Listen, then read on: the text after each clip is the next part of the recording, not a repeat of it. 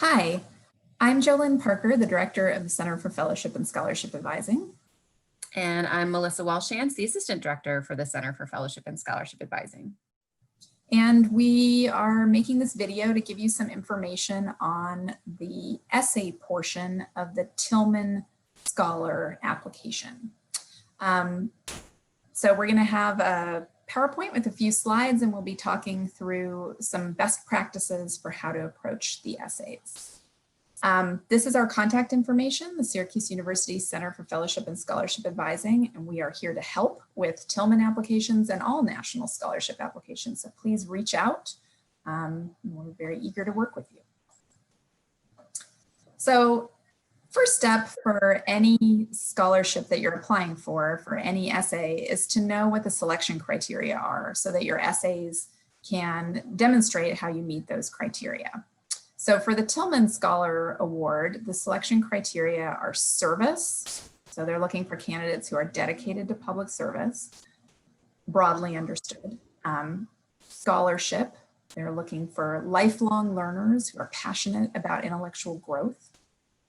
Humble leaders, so a record of leadership that is selfless and that you're committed to leading by example, and your potential for impact. They want to know that you are determined to unite others and you have the capacity to advance ideas that will change the world. So those are the kinds of qualities you want to make sure are coming through in your essays. Jolynn, are they weighted in any way?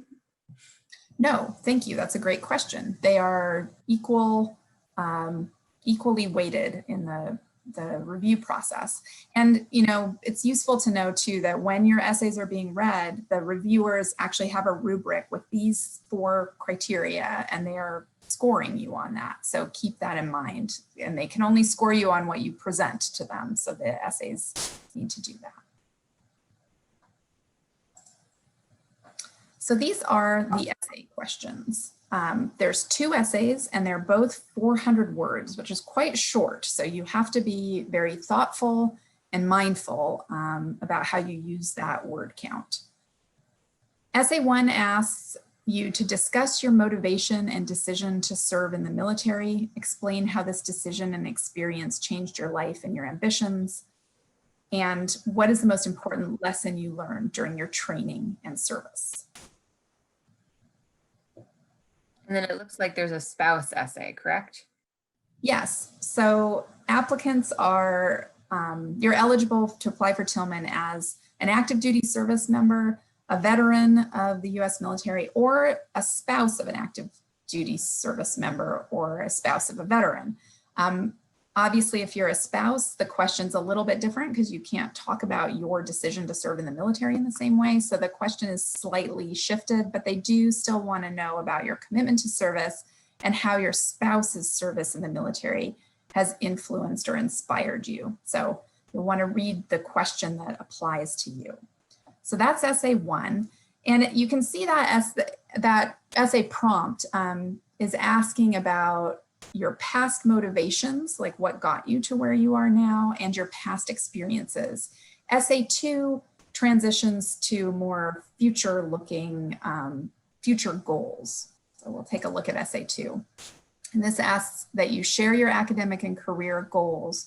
How will you incorporate your experiences from the military into these goals? How do you intend to continue to serve others in the community?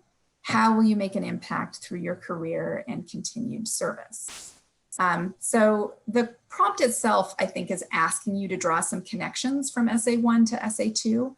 It's important that the motivations and experiences that you talk about in essay 1 inform the goals that you describe in essay 2. So taken together, the essays should tell a story. So for instance, if in essay 1, you talked about kind of your military experience giving you insight that into the importance of mental health and mental health support.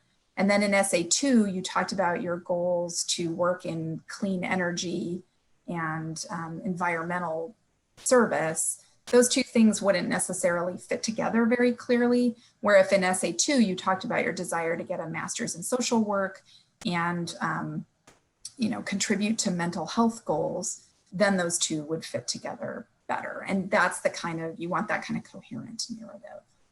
And in terms of the word count, it's probably best for students to use almost all of the 400 words that are available, correct? Absolutely. And the challenge is usually fitting it into 400 words rather than not having enough. But yes, if you were to submit a 200-word essay, that might give the impression, whether or not it's true, it might look to reviewers like you had thrown together something or weren't answering the questions as thoroughly as you could. And you want to spend time to make sure that you're using the word count. Okay, so some essay tips. And we've broken these down into pre-writing, so some things you should think about as you're planning to write, and then some tips for the actual writing of the essays themselves. So some pre-writing tips. Our first tip is to spend some time with the Tillman materials and the website.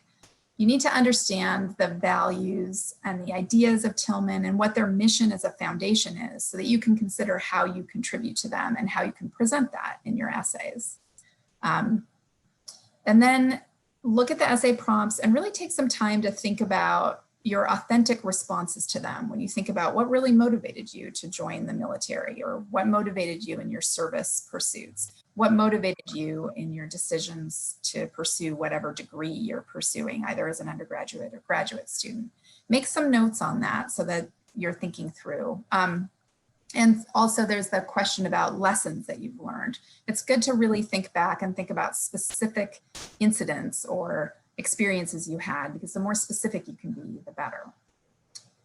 And I guess that leads to tip 3. Think about key turning points in your life and how they've motivated change or new ambitions for you. If you've faced or overcome hardships, or if you've helped others face or overcome hardships, think about how those stories might fit into the essays. Make notes on your career goals. And it's really important to be specific. Tillman wants to select leaders who are really going to be change agents in the world. And the more specifically you can talk about that, and the more focused and realized your goals seem, the more compelling those essays will be. And then think about the through lines that connect your past experiences, so essay 1, to your future goals, essay 2. And make sure that there's a coherent narrative that's emerging clearly between those essays. And finally, consider the ways the important lessons you've learned through service have influenced your current work and future goals. So just taking some time to do that kind of thinking and making notes about it before you start writing will help you have a more compelling essay. And Jolynn, correct me if I'm wrong, but especially when it comes to career goals, it's important for applicants to really think about more recent experiences that have informed those goals, correct? As opposed to, say, childhood fascinations that turned into careers. Yeah, so again, I think in the service of making sure that you're presenting the ways you are really poised to achieve your goals, things, degrees you've earned, coursework you've done, research you've done recently at the college or graduate level is probably going to be more compelling than some experience you had as a child.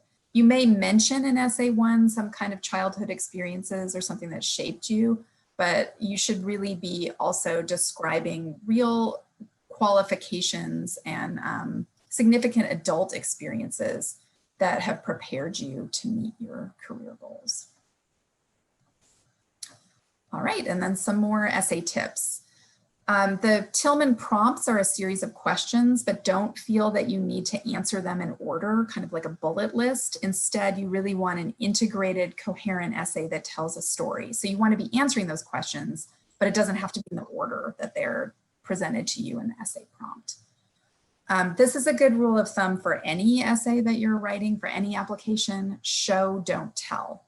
And what we mean by that is give an example so that the reviewer can draw a conclusion about qualities or skills that you have, rather than simply saying you have the qualities or skills. So if you're going to say you have, so we gave an example here, instead of saying I'm passionate about helping others and sharing knowledge, instead give a specific example of how you've done that. Working as a conversation partner with Somali refugees has developed my skills as a language educator and solidified my commitment to teaching English to new learners. That gives the reader a much better sense of specifically what you've done, and they can take away that you are someone who's passionate about helping others without you just telling them that. Be really specific about your goals. Describe the degree program you are currently enrolled in or will be enrolled in, and how that program is going to prepare you for your long-term goals. And again, this is all about coherence. So if you're in law school and then you describe a business that you want to start, that could make sense, but you need to be clear about why you need a JD to launch the entrepreneurial enterprise you're thinking about, if that's the direction you're going. If you're getting a JD and you're planning a law career, great. And then just make clear how your coursework and research experiences or internship experiences are preparing you to achieve what you want to achieve down the road. Be sure you explain how your long-term goals will be of service to others. And Tillman interprets service broadly. People can be of public service in all walks of life. You don't have to be working for a nonprofit or joining the government. You can be starting a business or, being a scientist. They just want to know how your work is going to contribute to the public good and to communities, either locally or globally. And then finally, explain not just how you will benefit from the Tillman Award, but how you will contribute meaningfully to the Tillman community. So when you read their materials, you'll get a sense of the kind of community and network that Tillman is trying to build, and then think about how you would contribute to that and make sure that's informing your essays. And what would you say, Jolyn, to applicants who are still deciding on a couple of different career paths or interests of theirs? It's important to have a clear goal for the Tillman essay. You shouldn't make anything up, but if you're deciding between two things, really use this as an opportunity to think about which one you're more interested in and write this. You may sound a little more certain than you actually feel, but you need to present a clear goal. And I think the application process itself can be very helpful in figuring that out, because when you sit down and make notes and think through what are my experiences, what are my values, what are my goals, sometimes that leads you in a clear path to where you're headed. And that's one of the best parts of doing a scholarship application, I think. So I think those are our main tips. And then finally, I guess the really big takeaway is be sure you start early. You will produce a much stronger essay if you leave yourself time to write them and revise multiple drafts. Nobody writes an essay the night before and has it just come out perfectly. We usually need to think about it, run it by other people, revise. So make sure you're leaving yourself time to do that. The Tillman application is open for 1 month. It opens at the beginning of February and it closes at the end of the month. So you really need to structure your time so you're giving yourself time to write those essays and revise them. And then finally, seek feedback. We are here to help. Reach out. We're happy to read and give you guidance. And you can also turn to mentors and academic advisors as well. So make an appointment, leave yourself enough time, and get feedback. Any other final tips, Melissa? I think just start as early as you can. I'll just emphasize that and wish you all the best of luck. Yes, and we look forward to working with you.